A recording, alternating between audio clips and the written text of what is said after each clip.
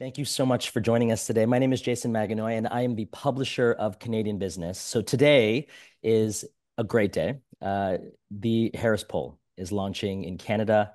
They're launching in the Canadian marketplace today. It's the company's corporate reputation ranking. It's been a staple in the US market since 1999. And we're going to be learning a lot about how Canadians view companies and in this country.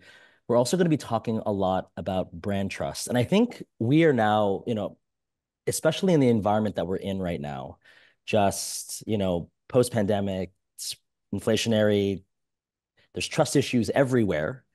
It's really, really interesting to be launching this poll now in the Canadian context. And, I can't wait to sort of deep dive some of the insights and the learnings. So to help us do that today, we have three incredible experts, and I will leave it to the three of you to introduce yourselves. So let's start with Sara. Wonderful. Thank you, Jason. My name is Sara Cappe. I'm really excited to be here. I'm the president of Harris Poll Canada. And like you just mentioned, we're thrilled to be launching officially in the market today and bringing this poll and the reputation quotient to Canada. It's a really exciting day for us and looking forward to delving into the results and some of the findings. Mark. Hi, I am Chairman and CEO of Stagwell. And Stagwell is the holding company, a new marketing holding company that we formed. We have nearly actually 1,000 people in Canada. And one of the companies that I'm also chairman of is the Harris Poll, working closely with John Gerzema. And I've spent 40 or 50 years in research before we founded Stagwell, working for President Clinton, writing 2 books on trends, microtrends and microtrends squared, and pioneering some of the overnight polling and use of polling in political campaigns, and working with President Clinton and Hillary Clinton for 13 years. So I have a kind of a long-standing background in polling and research, and so I'm really pleased that we're launching this poll in Canada, and I think it's got some really interesting insights. John. Jason, great to see you again. John Gerzema. I'm a co-CEO of the Harris Poll. And to follow Mark, Mark is the OG of polling, so we're honored to have him here today with us, and we do have some really interesting insights to get into. The study, which is reputation quotient, is actually a 25-year-old study in the U.S., but we're thrilled to launch it today in Canada against a robust sample. So let's get in and talk about it. So I'm gonna just jump right in. And my first question is for Sara. So I touched upon it in my intro, but we are in an inflationary environment. Hopefully it's declining, but we're in an inflationary environment right now. Canada also seems to be in kind of a unique affordability crisis. I think that actually is in terms of the context that we're setting today. So in the face of these types of larger mega trends, how does that affect brand trust in this country? Yeah, I think that our RQ study is really a great launching pad to talk about the role of inflation and the affordability crisis and how that's impacting companies and trust in companies in Canada. We've seen really clearly in the RQ results that inflation and higher prices have hurt corporate reputation. Canadians are increasingly wary of the rising cost of living, and they've turned their frustration towards the businesses that they're interacting with every day. So we see, especially in our results, that companies, excuse me, in sectors heavily reliant on pricing transparency, companies, in grocery, in airlines, in telecoms, they've really seen their reputation suffer. And one of the key metrics that we included in the study that we that we're going to be tracking is looking at keeping prices fair for consumers. And here we see that half of the bottom ranked 15 companies fare poorly on this metric. So we see the importance around fairness that Canadians are placing on corporate reputation. And that's especially true in today's market. And what is also important to keep in mind is that American companies like Costco and Amazon have maintained strong reputations here in Canada. And especially in this era of inflation and challenges with affordability. And we see Canadians a little bit more punishing to some of the Canadian companies here, like Loblaws and Sobeys, and they're getting punished for the rising costs and rising prices. So I think Canadians are really looking for companies to show partnership, to show empathy. We're looking for companies to emphasize affordability and the competitive pricing. The companies that can show competitive pricing will really be rewarded. Wow. So, I mean, you touch upon partnership and you touch upon empathy. The environment means it's a very tough time for empathy. Like it's just really, really tough to have empathy. But that takes me to that concept. I don't associate that with corporate brands. Like I don't associate empathy with corporate brands. So my question is for John, how can Canadian brands show more empathy for Canadians and in turn build their trust quotient?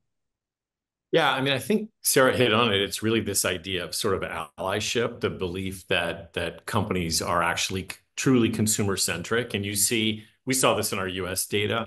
Also this year, 71% of corporate reputations were down, and they were dramatically connected, Jason, to pocketing profits, sort of artificially keeping prices high and in the perception of people.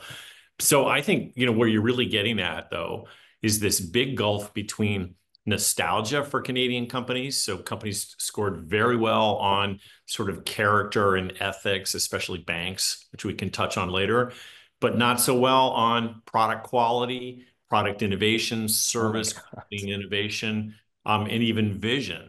And so that gulf between the two, there's a little bit of a desire to believe that, Canadian brands to some extent are sort of built on heritage, but are they built on today's performance? Wow. I mean, that is really, really interesting. That's a really interesting gulf, I think. And the fact that the poll identified that is fascinating. But that feeds into my next question for Mark, which is, this idea of innovation.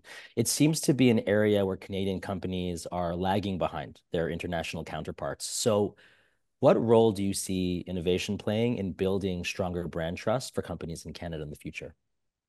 Well, we, of course, from the poll don't know whether Canadian companies are in fact innovating. What we really know from the poll is that there's a lag of perception of innovation. And it's very unusual. Usually people are a little bit more nationalistic, a little proud of their companies. Canadian Tire is somebody that kind of stands out here as an exception, really, really strong, the top Canadian brand when you go down the list. But you really look at this, it's a very surprising thing where Canadian companies are not seen at the forefront here of both innovation, corporate reputation, and so while they have some elements of trust, they're not seen as companies who are really on the forefront of, do I mention the word like AI?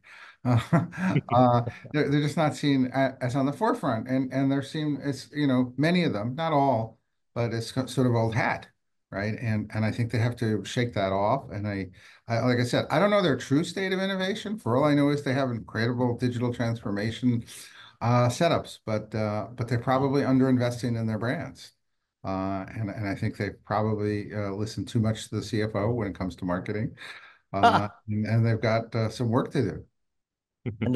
And I think that's also like pointing to the fact that like Canada is just big sort of small business SME kind of environment. So, even some of the adaptation to sort of larger megatrend technology like AI, it's very, very slow.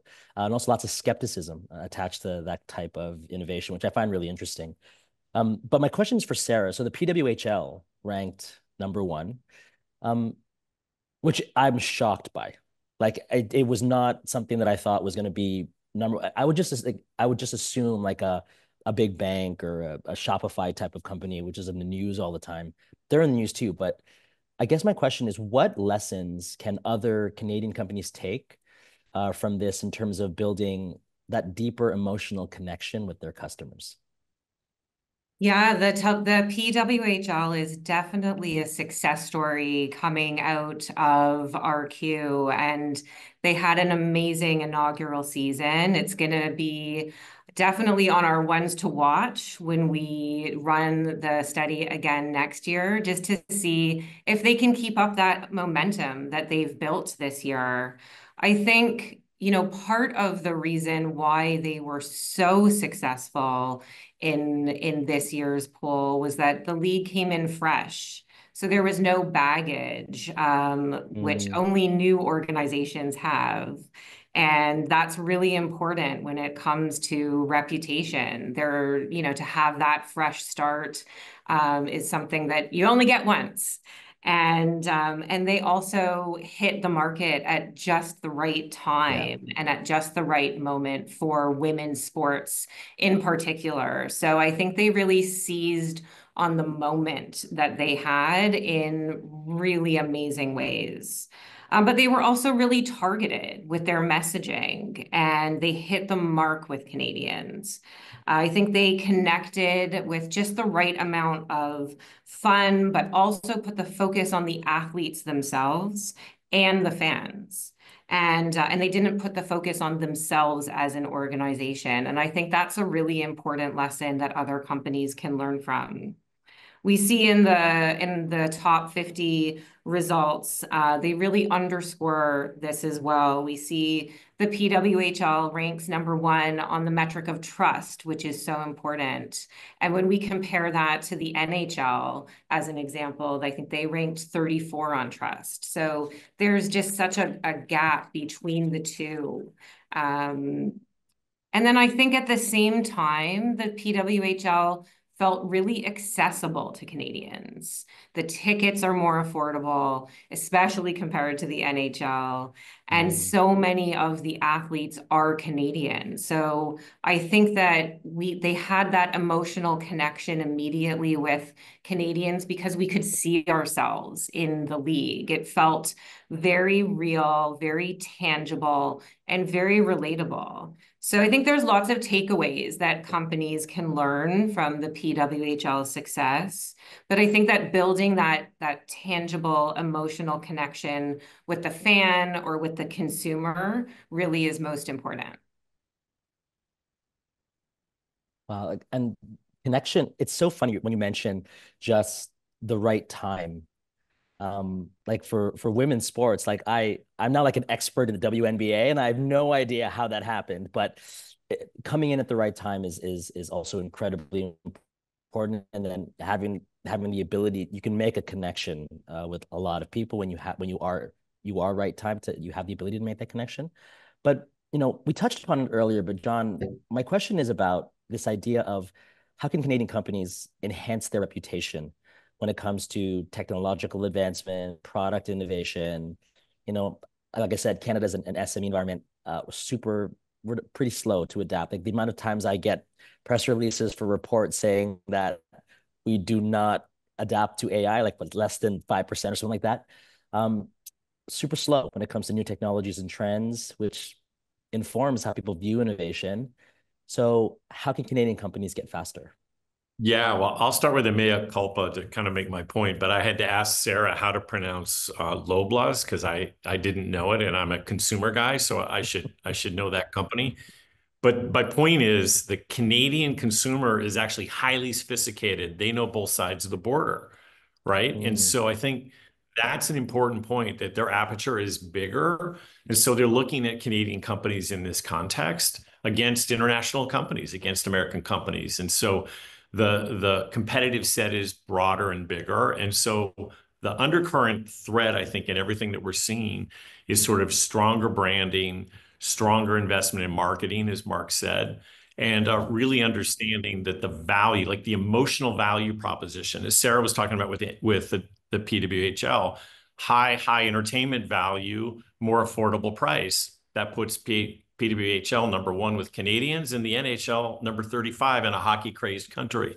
So I think, there's something instructive there. I don't know, Mark, if you've got some thoughts to build on that. No, I mean, I think that obviously sports is a great area for increased marketing here, and I think it really ties in. I do think that the hockey league got into these trends that this is a place that likes hockey, and I think women are really making this kind of entree into sports in a big way. That previously had been the domain of men only, both in terms largely of players and viewership. And I think all that is fundamentally changing. And it's interesting that the survey really picks that up. Well, we're always touching upon this idea of engagement, connection, empathy. So, Mark, my question is, we see a lot of, emotional engagement as happiness, excitement. How do those types of emotions influence consumer trust in the brand, and how can companies effectively cultivate this? Well, I think a lot of this now is how are they experiencing your company, right? Mm. Is it a physical experience? Is it an online experience? Is it going to be more of an AI bot experience? Are you going to have a kind of a friendly greeter? I mean, gone are going to the days of press one followed by press two.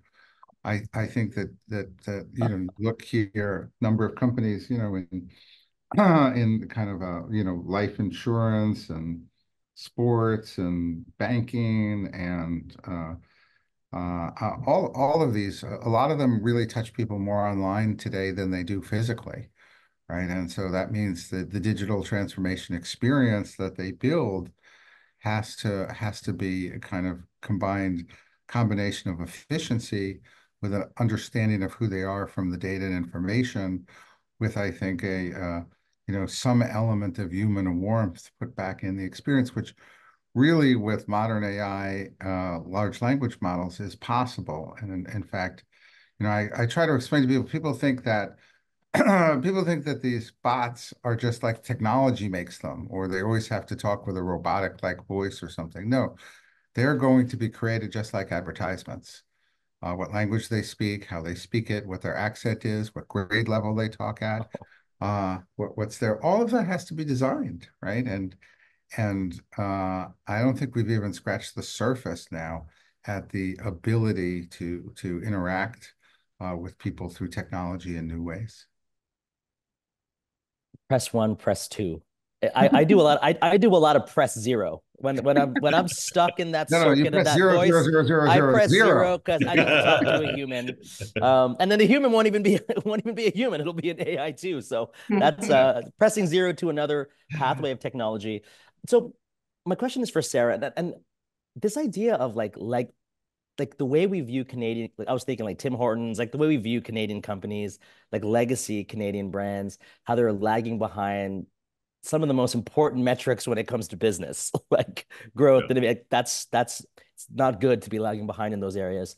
So my question is, where are the opportunities? Like for legacy brands act a certain way too. They're by design very slow. So legacy Canadian brands, how can they improve their trajectory metrics, especially in comparison to international competitors because of the fact that the aperture is so wide?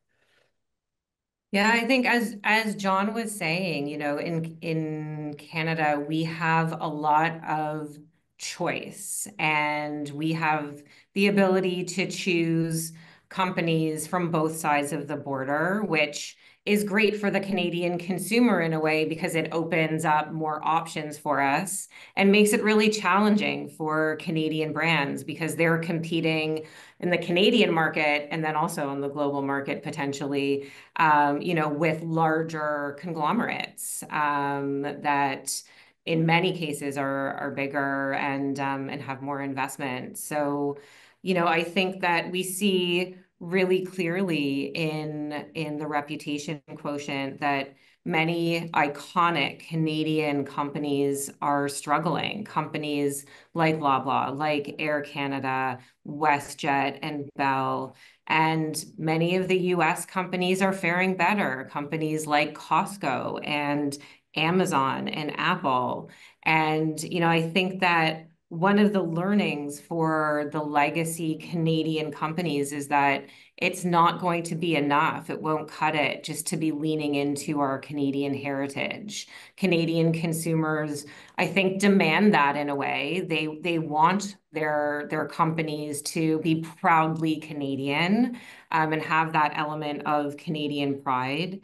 But they're looking for more. And I think there's a huge opportunity for legacy Canadian companies to be investing in technology and innovation, or if they already are doing those investments, really promoting it so that Canadian consumers see what they're doing. We can see really clearly that Canadian consumers are looking for vision or are looking for their companies to be promoting a vision, to be promoting innovation. So I think that investing in the messaging of what they're doing is going to be equally important so that they're promoting all of the great innovations that are coming out of Canada in many ways.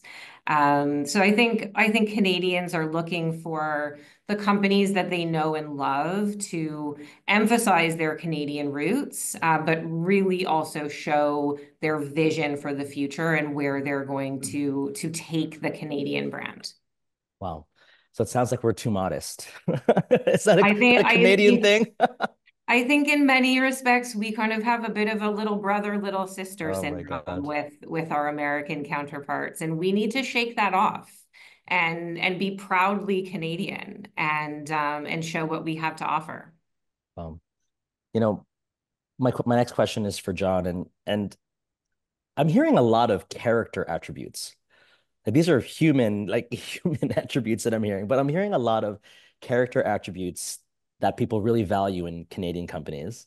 But then also the lagging of growth and innovation. And I don't associate really great character attributes with trying to grow really fast. And the line that Zuckerberg has, which is like break things or whatever he says. So Sure.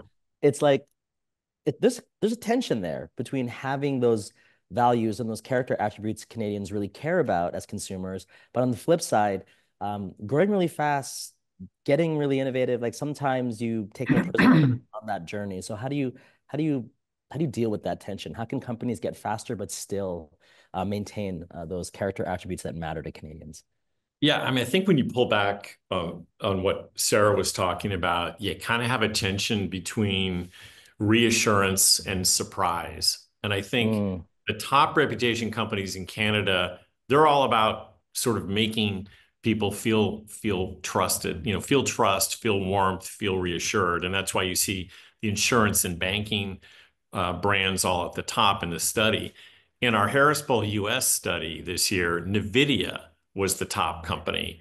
And the year before, an American consumer had never even heard of NVIDIA, yeah. let alone the fact that, it's a breathtaking AI chip producer. So I think that's really at the core of this, which is, how do you reconcile this reassurance with surprise? Where is the surprise in the marketplace? Where are the companies that are coming and doing new, innovative, exciting things? I mean, Lulu is one of the Canadian brands that's always in our top 20 in the US. It continues to sort of innovate, and here it's 15 in the ranks. But I think that's what we're looking for from Canada is sort of more innovation, sort of more excitement, more sort of surprise. So I have a question, like an extension to that, John. Like it's this idea of in the United States, like obviously the CEO of NVIDIA is everywhere now, and Mark Zuckerberg is everywhere. Elon is clearly everywhere. There's such a visibility on the person behind the company. I don't associate that with Canada. Like I don't even know who the CEO of Canadian Tire is. I'm the publisher of Canadian Biz. I don't even know who it is. So I guess the question is, would that be helpful? Would it be beneficial for Canadian companies if their leadership was more front and center? I'm going to punt that one over to Mark. He does a lot of thought leadership in this area. Mark, what do you think? No, I think it's absolutely critical. I think companies don't have visions, CEOs have visions. Mm. and CEOs carry those visions forward on behalf of the company. And it is very interesting, that you say that you're not familiar necessarily with the image and visions of the CEOs. I think you're really identifying what could be a substantial weakness that we've got too many shy Canadian CEOs. And maybe they don't, maybe the anti-business climate is strong. Maybe their PR teams Mm-mm. tell them, hey, don't get out there. And it'll be too negative. And maybe that's good advice. Obviously, we see people like Elon Musk just putting themselves out there all day long. But typically, when you look at a corporation, a lot of confidence is in the leadership that's Yes. there today, and whether it has a vision and can articulate that vision, both in their earnings calls and outside that environment. And so, we have at Stagwell divisions that just work on CEOs and their reputations and how they get out and talk. Uh, and I think that the benefits of that are greater than the dangers of being kind of picked out as somebody who's put their head up. Mm. Because like it's funny because I know that in the American Harris poll, like there like divisiveness was actually appearing in the poll, which I thought was really fascinating because it's this thing where like Elon goes to a Trump rally and I'm like, man, I can't deal with Elon. And then he lands that rocket for SpaceX and I'm like, I love Elon. So it's this thing where it's like it's really hard to Exactly. separate the two. But my last question then, Mark, is on the concept of polling. Like, do you find that in all your years being at the forefront of polling, is polling getting harder in today's environment? No, polling is easier. I think Okay. it's easier to get a group of respondents to respond online. Gosh, it used to be I'd have to send a team, sometimes by donkey or sled, to find people. So polling is easier. We ran a companion. We do something called the Harvard Harris survey. We also ran a companion survey of just Canadians and compared it to some of the findings we have in the U.S. And those findings were that right now this is a country looking for leadership. Uh, it's Wow. it's premier, like is it premier? I guess Prime is Minister? prime minister. Yes, as prime minister is at 32%. I mean, even Biden's at 42%. Inflation is a bigger issue. More people think the country's in the wrong direction. So it's hard to to expect as a corporation people to throw flowers at you at the moment, when in fact the national situation is kind of at a low point relative to what we usually see. But it is a country clearly looking for new leadership, looking for more vision and direction, and maybe they want to see politics take that first. But then, corporations and where they go, it's like you point out, in America, we look at the innovations of AI, of space, of the ability of Amazon to deliver something to you in a couple of hours. Uh, we look at those as kind of representative. I mean, Amazon has the highest an image equivalent to the U.S. military. uh, and Whoa. because people just say, "Well, isn't that incredible? I can order anything and it shows up in an instant." And so I think there's a lot of opportunity here for growth. I think people are looking for it, and usually when people are looking for something, leadership emerges, and as when you're down, in many ways, there's nowhere to go but up. And I love the fact that that you took that poll and you got that temperature check in Canada. That's going to be a big point of view for us at SJC Media across all our brands, this idea of change and what change is going to look like in Canada. But I love that idea, like that investment that Amazon had in last mile and just having the ability to like just deliver same day or next day and make returns easier. I one time bought a sweater online and then it didn't fit me. And then I had to go on like an emotional journey to go, do I have the will to return this? Because it was not Amazon. So I was like, well, do I have the will to drive to the Pure later on Bloor Street? And I did not have the will. I have a sweater that just does not fit me. Maybe eventually I'll fit in it. But that was a thing where lack of investment at the sort of last mile end of customer service actually made a big big difference in terms of my overall brand experience. But Mark, Sarah, John, this was really, really fascinating. Um, and I'm really excited to sort of see how this goes. Like Canada is on the verge of so many different changes, and there are so many fascinating, especially in the technology space, Canadian companies that are making a name for themselves.